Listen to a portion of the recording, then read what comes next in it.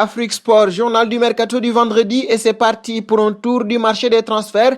Nous le débutons du côté de l'Italie avec la vieille dame. Dans l'attente d'une éventuelle reprise de la Serie A, la Juventus Turin planche sur la constitution de son effectif pour l'exercice 2020-2021. Les dirigeants de la vieille dame envisagent notamment l'arrivée d'un milieu de terrain à vocation défensive dans le cas par exemple du départ du Bosnien Miralem Pjanic. Dans cette optique, Vie Nationale croit savoir que le club piémontais en pincerait pour Jorginho.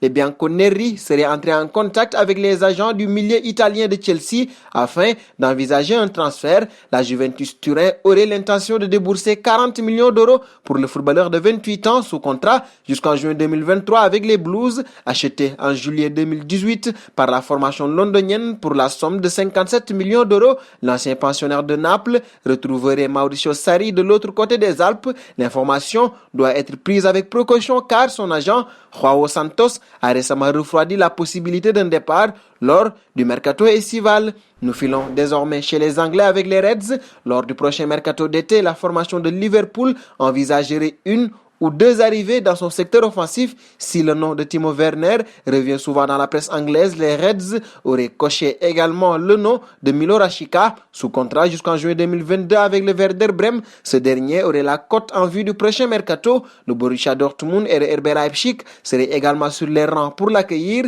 Aux dernières nouvelles, il serait proche du Borussia Dortmund, auteur de 10 buts et 5 passes décisives en 24 rencontres, toutes compétitions confondues. L'international bosnien dispose d'une clause libératoire de 30 millions d'euros. Et de Liverpool, direction Tottenham où Tanguy Ndombele est en difficulté depuis l'arrivée de José Mourinho au club et un transfert est évoqué depuis plusieurs semaines. D'ailleurs, le Paris Saint-Germain ne serait pas contre récupérer l'ancien joueur de l'Olympique lyonnais, d'autant plus que cet intérêt serait réciproque. En effet, selon en croire les médias Vie Athlétique, le natif de la région parisienne envisage bel et bien de porter le maillot parisien dans l'avenir. Néanmoins, l'international tricolore veut d'abord se battre pour sa place à Londres avant de passer à un départ. En cas de transfert, les Spurs souhaitent récupérer leur investissement, soit 60 millions d'euros. Parlant du Paris Saint-Germain, un autre dossier est à suivre. En fin de contrat en juin prochain, le latéral droit Thomas Meunier a encore indiqué qu'il souhaitait prolonger son aventure au Paris Saint-Germain, mais selon les informations du quotidien régional Le Parisien, l'international belge ne sera pas conservé par le club de la capitale française. En effet, lors de l'automne 2019, le PSG a réalisé une proposition pour prolonger le bail de Meunier qui a refusé cette offre et les dirigeants parisiens n'ont pas l'intention de revenir à la charge et ont donc acté son départ. L'attitude du défenseur, qui a toujours clamé publiquement son intention de rester malgré son rejet de cette offre, a d'ailleurs agacé en interne. À moins d'un retournement de situation, l'avenir du Diable Rouge, courtisé par Dortmund et Tottenham, va s'écrire loin de Paris.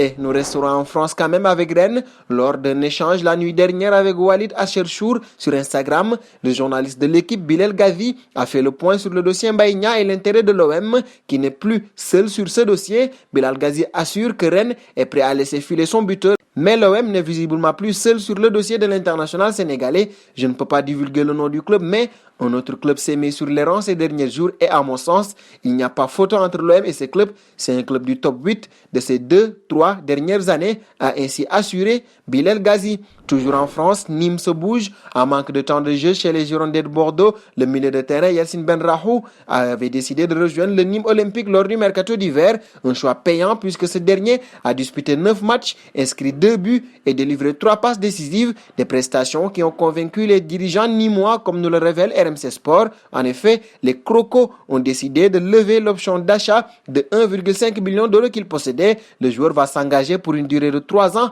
à partir du 1er juillet. À noter que les Bordelais conservent un intéressement de 15% sur une revente. Dernier dossier en France, celui de Victor Osimhen, annoncé un peu partout en Europe. Le buteur nigérian a toutefois écarté une destination et donc plusieurs clubs. En effet, la Voix du Nord croit savoir qu'Osimhen ne souhaite absolument pas évoluer en Italie et vise plutôt l'Angleterre. Une mauvaise nouvelle pour les deux clubs milanais qui gardaient un œil attentif sur sa situation. Le LOSC aimerait conserver son joueur une saison de plus, surtout qu'il est encore sous contrat jusqu'en juin 2024. Cette année, Osimhen a marqué 13 buts en 27 apparitions en Ligue 1. Dernier point de ce journal, le dossier Icardi. Comme l'a révélé Tuttosport, la Juventus Turin aurait toujours des vues sur Mauro et attendrait de voir l'évolution de sa situation personnelle au Paris Saint-Germain avant d'envisager de passer à l'attaque. Fabio Paratici, le directeur sportif de la vieille dame, semble déterminé à recruter Icardi lors du prochain mercato estival et serait même disposé à proposer au Paris Saint-Germain plusieurs joueurs dans le deal comme